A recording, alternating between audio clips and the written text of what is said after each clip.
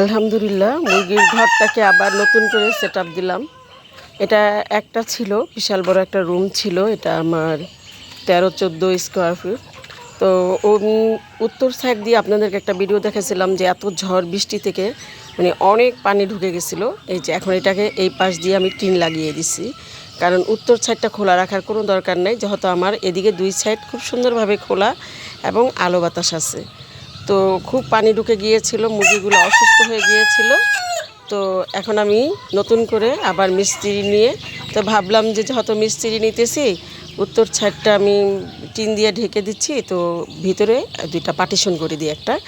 তো এখন আমি এটাকে মিস্ত্রি নিয়েছি পার্টিশন করে, এই যে দরজা লাগিয়ে দিয়েছি। তো এই যে টিন লাগানো আমার হয়ে গেছে। এখন কিন্তু উত্তর দিকে ঝড় বৃষ্টি যাই আসুক, ওদিক দিয়ে ঢোকার কোনো চান্স নেই। আর সবচেয়ে আমার ভালো লাগছে যে আমি পার্টিশনটা করেছি এখানে, এই যে ছোট মুরগিগুলো বাচ্চাগুলো রেখেছি যেগুলো বোর্ডিং করা শেষ সেগুলো। তো এখানে আমার মানে এইবার বর্ষাতে আমার বেশ কিছু বাচ্চা মারা গেছে, পক্স ছিল, ঝিমানি, মানে সব কিছু মিলে আমি সময় মতো ওষুধ খাওয়াইতে পারি নাই।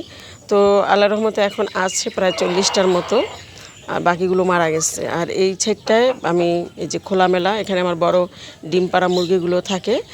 তো আর ভিতর সাইডটা হইল গিয়া এটা মানে মুরগির জন্য এই সাইডটা খুব বড় রাখছি আমি ভিতরে, আর ছোট মানে পার্টিশন করে একটু ছোট করেছি, সেখানে বাচ্চা রাখছি। তো আমার সেটআপটা কেমন হলো একটু দেখেন। এই সাইড আমার ডিম পাড়া